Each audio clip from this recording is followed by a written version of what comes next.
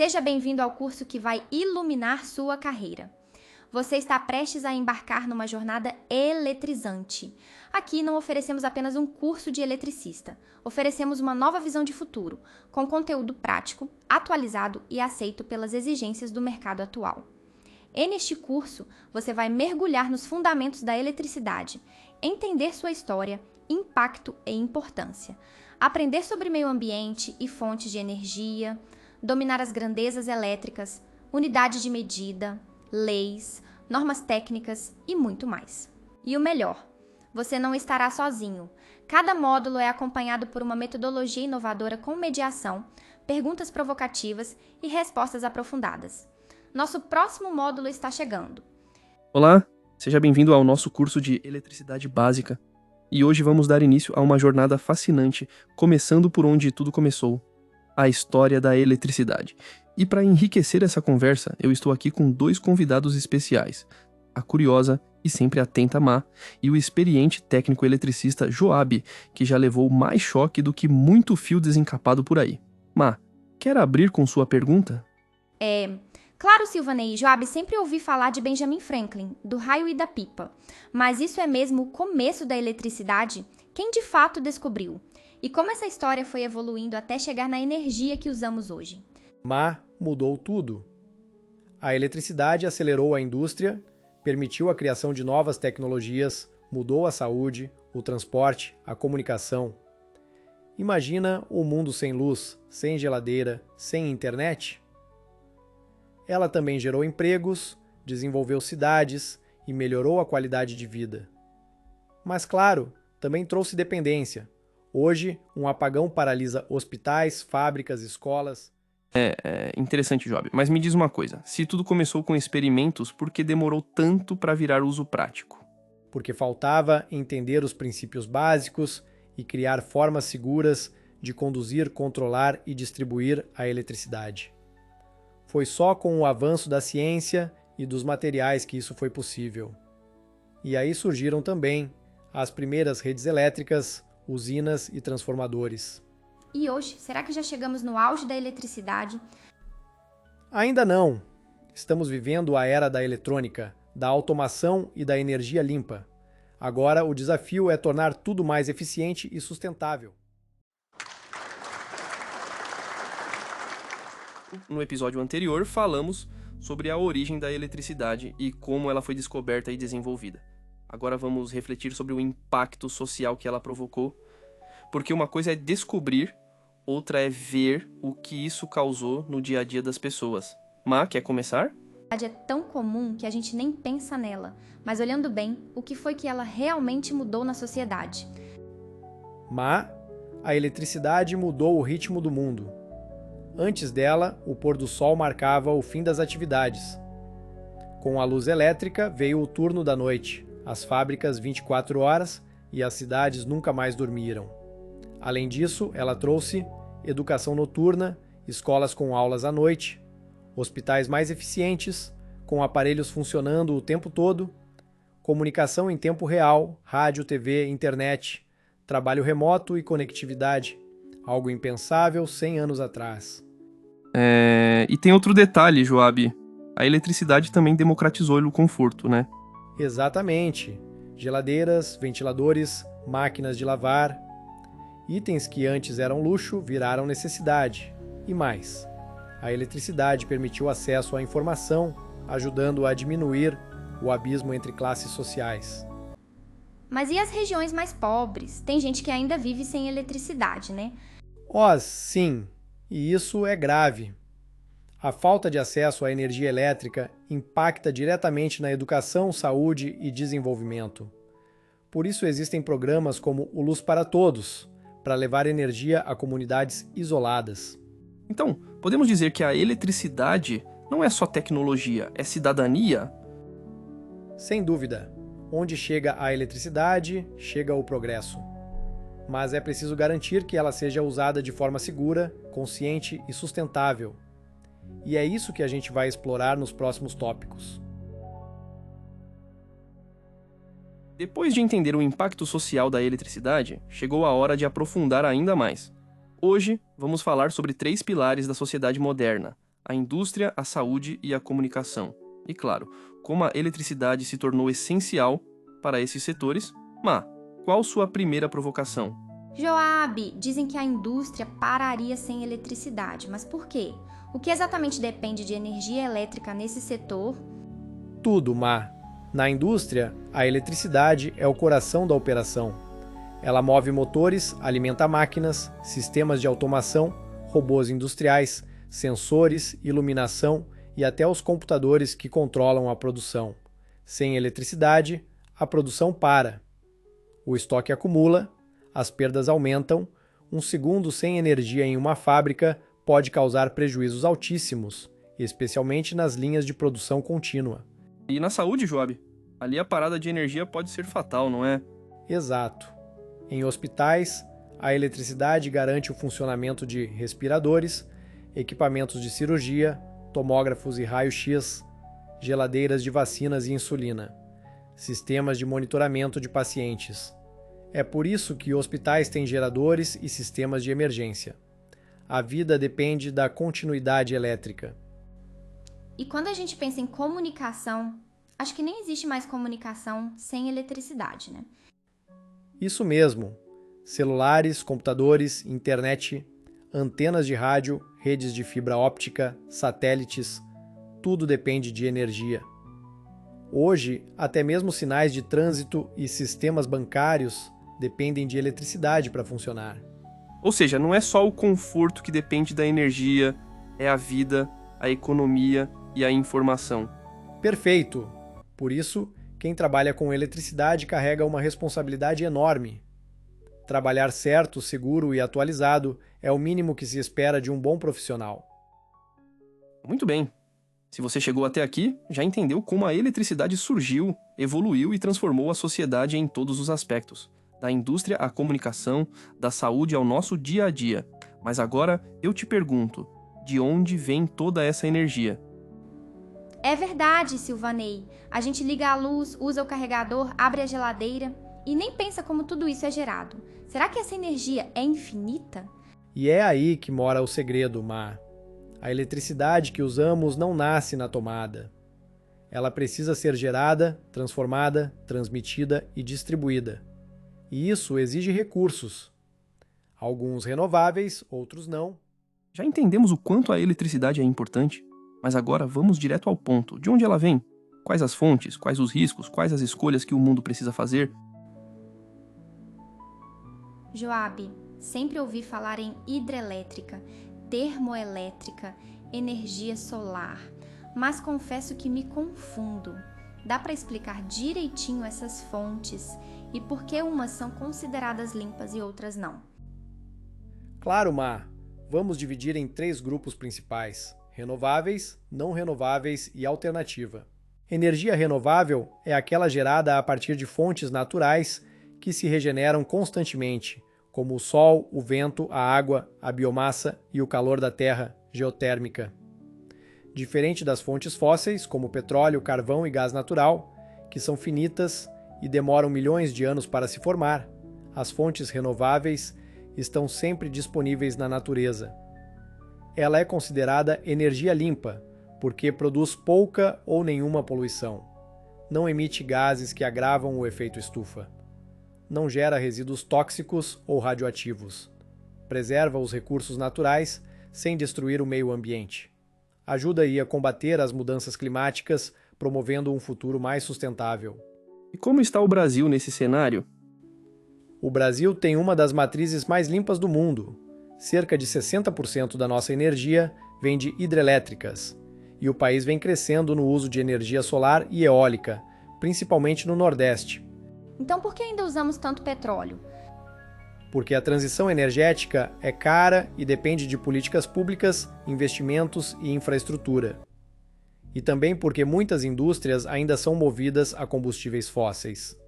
E aí entra um papel importante, o da consciência ambiental, inclusive de quem trabalha com energia, porque usar bem a energia é tão importante quanto produzi-la bem. Depois de entender as fontes de energia, é hora de encarar uma verdade. Toda geração de energia tem algum impacto ambiental. Mas será que conhecemos bem esses impactos? Joabe, dizem que a energia limpa é a solução para o planeta. mas eu já vi gente reclamando de usina solar, de barragem, de turbina de vento. Qual é a verdade? Tem impacto mesmo? Boa pergunta, Má. É importante saber que nenhuma fonte de energia é 100% isenta de impacto. O que muda é a intensidade e a forma do impacto. 1. Fontes não renováveis, impacto alto. 2. Hidrelétricas, impacto moderado. 3. Eólica e solar, impacto baixo, mas existente. Ou seja, não é só ligar a tomada e achar que está tudo certo. Tem um custo por trás, ambiental e social. Exatamente, Silvanei. Por isso é importante pensar em eficiência energética, consumo consciente, fontes diversificadas, reciclagem de materiais. E existe alguma forma de gerar energia sem prejudicar o planeta?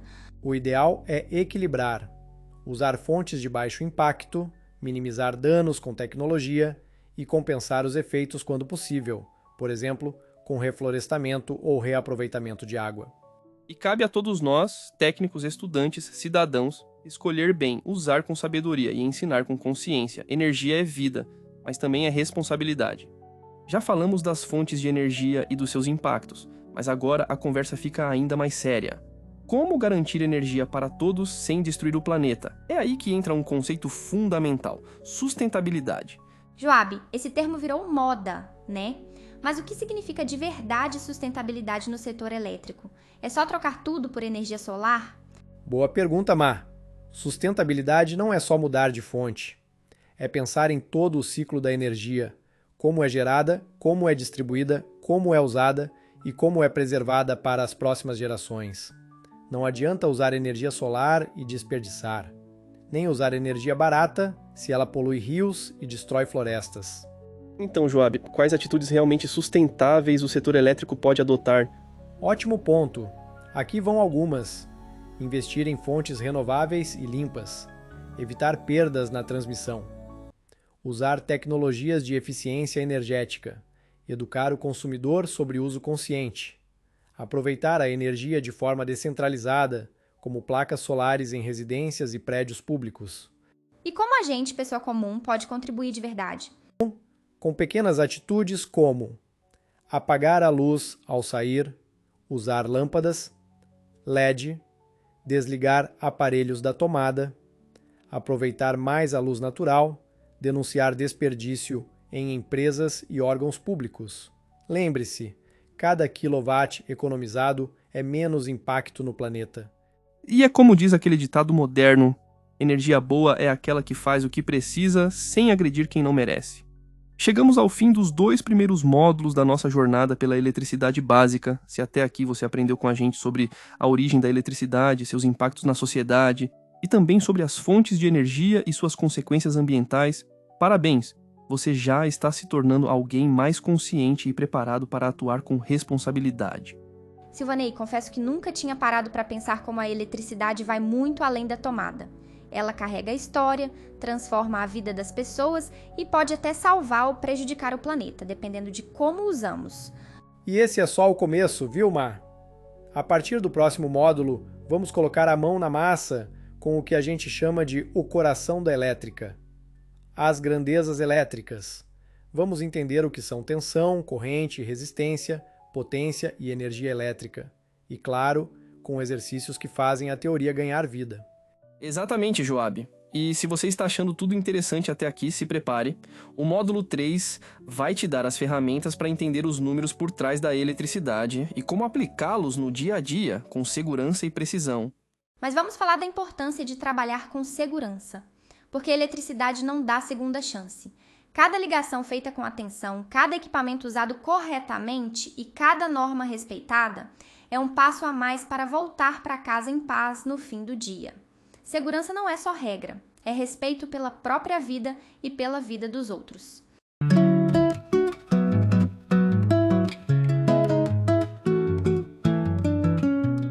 Seja bem-vindo ao Corrente de Consciência, o podcast onde a energia flui com responsabilidade e bom humor. Eu sou Silvanei e o papo de hoje é sério.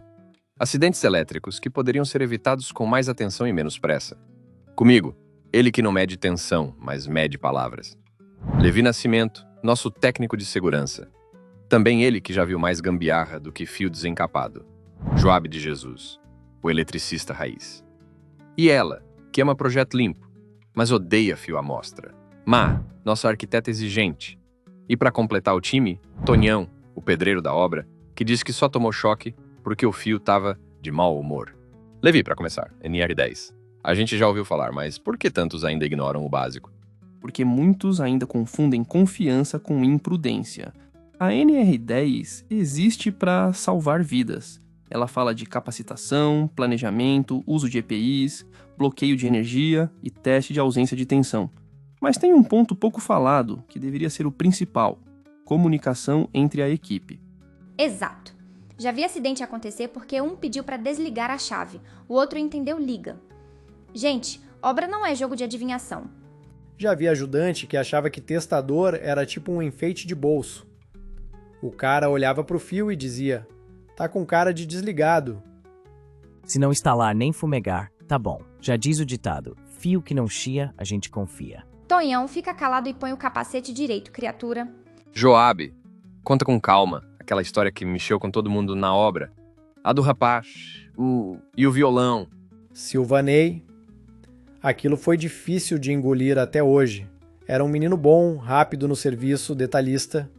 Mas ninguém sabia que à noite ele virava poesia no violão.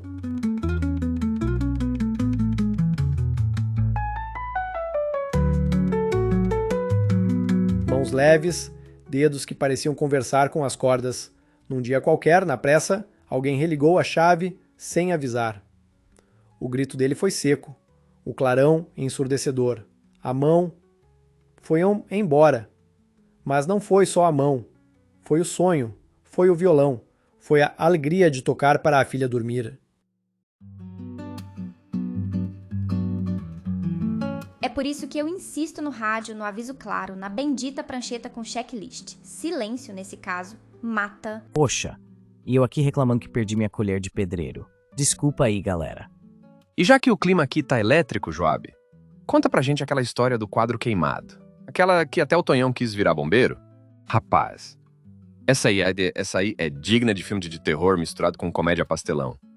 Era final de obra, sabe como é. Todo mundo apressado pra ir embora, chefe ligando, ajudante querendo terminar a massa. Eu falei, gente, vamos desligar a energia pra montar o quadro. Mas aí veio o Tonhão, com aquela cara de, não faz isso não. Ué, o reboco ainda tava molhado. Como é que ia secar sem a betoneira, Joabe? Pois é. E eu, que já tava no cansaço do dia, cedi à pressão. Fui montar o quadro com a rede energizada. Foi quando minha chave de fenda escapou, bateu no barramento e... pau! Curto direto. O quadro pegou fogo, o disjuntor estalou e eu saí cambaleando igual desenho animado. Teve grito, correria, e o Tonhão gritando, joga água no quadro. Ué, e não era pra apagar, não. Achei que era que nem churrasqueira. Tonhão, você ainda não aprendeu que água e eletricidade não combinam? Jogar água num curto é pedir para ir junto com o quadro pro céu. Era água filtrada, bem limpinha. A única coisa limpa naquela obra era a minha prancheta. E para sua informação, Tonhão, quadro elétrico se apaga com extintor tipo C. Aquele que você disse que parecia um botijão de gás e usou de banco na hora do almoço. Bom, no fim deu tudo certo, né, Joabe? Deu por misericórdia, mas podia ter acabado em tragédia. Hoje, se me mandarem continuar com a energia ligada, eu largo a ferramenta e chamo o responsável. Nenhuma pressa vale o risco de virar lembrança. Levi, vamos reforçar esse ponto. Por que comunicação clara é parte da segurança?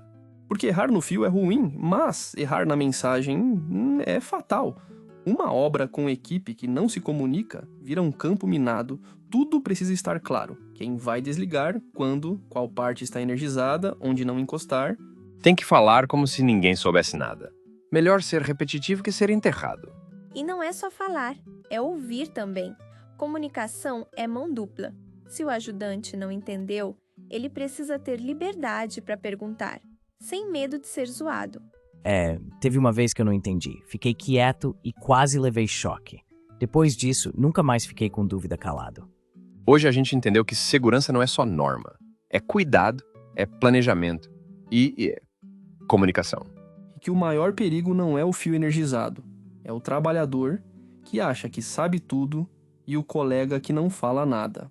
E que a mão que segura o alicate é a mesma que pode um dia segurar o sonho de novo, se tiver cautela. E que projeto bonito é aquele em que todo mundo volta para casa inteiro? E que fita isolante não é cinto de segurança. Nem chiclete é ferramenta. É isso, né? É isso, Tonhão. Que bom que dessa vez você entendeu. Até o próximo episódio do Corrente de Consciência. Fique vivo, fique atento. E, por favor, avise antes de religar.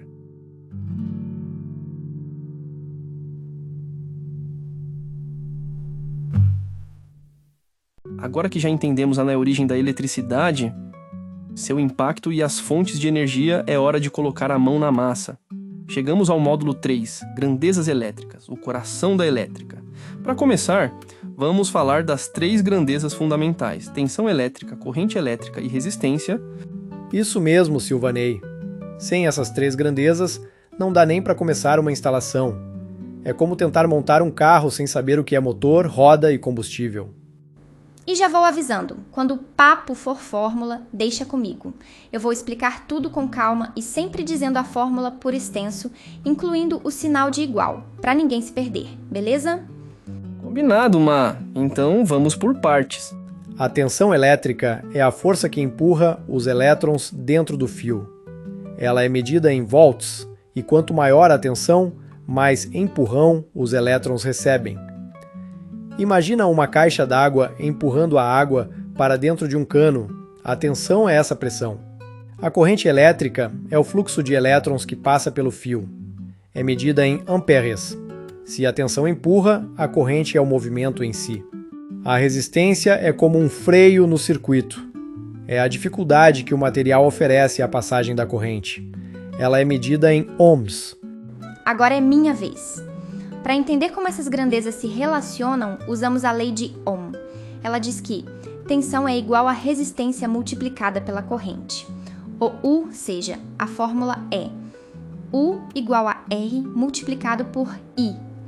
U representa a tensão, R a resistência e I a corrente. Muito bom, Má. E dá para usar essa fórmula para descobrir qualquer uma das 3 grandezas, né? Olha só, corrente é igual a tensão dividida pela resistência. TI igual a U dividido por R. Resistência é igual a tensão dividida pela corrente. R igual a U dividido por I. Vamos imaginar um circuito com tensão de 220 volts e um resistor de 100 ohms. Para saber a corrente, usamos corrente é igual a tensão dividida pela resistência. IT igual a 220 dividido por 100. Resultado, I igual a 2,2 amperes. E é assim que a gente começa a entender os cálculos da elétrica. Simples, direto e útil no dia a dia de qualquer profissional. Excelente. E a partir daqui, todo o cálculo que aparecer será com a Má, explicando passo a passo para ninguém ficar no escuro. Se no tópico anterior aprendemos sobre tensão, corrente e resistência, agora vamos entender 2 conceitos que estão diretamente ligados ao nosso consumo: potência elétrica e energia elétrica. Isso mesmo. A potência mostra quanto um aparelho consome ou transforma de energia por segundo. Já a energia elétrica representa quanto foi usado ao longo do tempo. E a conta de luz que chega no final do mês é baseada nisso, né, Joab? Exatamente. Ela mostra quantos quilowatts-hora você consumiu e quanto vai pagar por isso. Má, agora é com você. Mostra pra gente como se calcula isso. Vamos lá! A potência elétrica é calculada pela multiplicação da tensão pela corrente elétrica. A fórmula é P é igual a U multiplicado por I. P representa a potência, U é a tensão, I é a corrente. Se a tensão for em volts e a corrente em amperes, o resultado será dado em watts. Imagine um equipamento que funciona com 220 volts e consome 5 amperes. Aplicando a fórmula, potência é igual a tensão multiplicado pela corrente. P é igual a 220 multiplicado por 5. Resultado, P é igual a 1.100 watts. Esse valor mostra quanto o aparelho consome de energia por segundo enquanto está ligado. Agora vamos calcular a energia elétrica. A fórmula é I é igual a P multiplicado por T. e representa a energia, P é a potência e T é o tempo em horas. Importante, a potência precisa estar em kilowatts e o tempo em horas. Lembre-se, 1000 watts é igual a 1 kilowatt. Um equipamento tem potência de 1200 watts e fica ligado por 3 horas. Primeiro, vamos converter watts para kilowatts. 1200 dividido por 1000 é igual a 1,2 kW. Agora aplicamos a fórmula. Energia é igual a potência multiplicado pelo tempo e é igual a 1,2 multiplicado por 3. Resultado. E é igual a 3,6 kW. Hora. Ou seja, se o valor do quilowatt-hora for R$1, esse equipamento custaria R$ 3,60 para funcionar durante essas 3 horas. Muito bem, agora já sabemos quanto um aparelho consome por segundo e por hora. Na próxima etapa, vamos aplicar isso na prática, com simulações de consumo e leitura de conta de luz. Chegamos ao módulo 5. Agora que você já entende as grandezas elétricas, os riscos e as normas, é hora de conhecer os peças e dispositivos que fazem a mágica acontecer dentro de uma instalação elétrica. Vamos falar dos componentes básicos de um circuito elétrico, do interruptor à tomada, do disjuntor ao condutor. Eu já vi um monte desses nomes por aí, mas confesso que não sabia exatamente para que servia cada um. Então bora começar do zero? Aqui vão os principais: condutores, fios e cabos, transportam a corrente elétrica de um ponto ao outro. Devem ser dimensionados de acordo com a carga e protegidos por conduítes. Tomadas. Permitem a conexão de aparelhos à rede elétrica. Podem ser de uso geral ou uso específico, ar-condicionado, forno elétrico. Interruptores. Controlam a passagem de corrente até a lâmpada ou equipamento. Existem modelos simples, paralelos, intermediários, entre outros. Lâmpadas, carga. Transformam energia elétrica em luz e um pouco de calor. Disjuntores, protegem o circuito contra sobrecargas e curtos-circuitos. Desligam automaticamente quando a corrente passa do limite. Quadro de distribuição, centraliza os disjuntores e organiza a entrada de energia. Já quero um quadro desses colado na parede da sala. Agora eu entendo por que nunca se deve colocar um ar-condicionado na tomada da geladeira. Exatamente, Má. Cada componente tem sua finalidade, capacidade e limite, e conhecer isso é o que transforma o curioso em profissional da área elétrica. Se você quer atuar como eletricista, precisa entender o que está vendo num projeto. Hoje vamos aprender a ler esquemas elétricos e reconhecer os símbolos que representam os componentes que vimos no tópico anterior. Ah, então aqueles desenhinhos em plantas não são só enfeite, né? Tem tomada, interruptor, disjuntor, tudo ali em forma de símbolo? Exato, Má. Os símbolos elétricos padronizados garantem que qualquer profissional consiga interpretar o projeto, mesmo que tenha sido feito em outra cidade ou país. O que são símbolos elétricos? São representações gráficas usadas para identificar os componentes elétricos em diagramas e plantas baixas. São definidos por normas técnicas, como a ABNT NBR 5444 e NBR 5410. Isso é tipo aprender um novo idioma, né? Só que em vez de palavras, são desenhos. Exatamente. E é com esse idioma que você vai montar, conferir ou corrigir instalações no mundo real. Saber interpretar um projeto não é luxo, é necessidade. Você evita erros, retrabalhos, acidentes e ainda ganha credibilidade profissional. E se o cliente perguntar, isso aqui é o quê? Você responde com segurança. E mostra no projeto. Isso é ser um profissional completo. Como a lâmpada sabe quando é para acender? Boa, Má! Isso quem controla é o interruptor, que abre ou fecha o circuito. Quando o interruptor está fechado, a corrente flui e a lâmpada acende. Simples assim. E se eu quiser ligar uma TV ou um carregador? Aí entra só a tomada de uso geral, que normalmente trabalha com 127 volts, ligada a um disjuntor de 20 amperes e fios de 2,5 milímetros quadrados. Esse circuito é mais perigoso, né? É sim. O chuveiro consome mais energia, então precisa de fios mais grossos, disjuntor compatível e instalação correta. Nada de improviso com fio fino ou tomada comum. Saber montar esses circuitos simples é o primeiro passo para se tornar um bom eletricista. No próximo módulo, vamos abordar os esquemas reais de instalação em ambientes, com foco em planta baixa e dimensionamento de circuitos.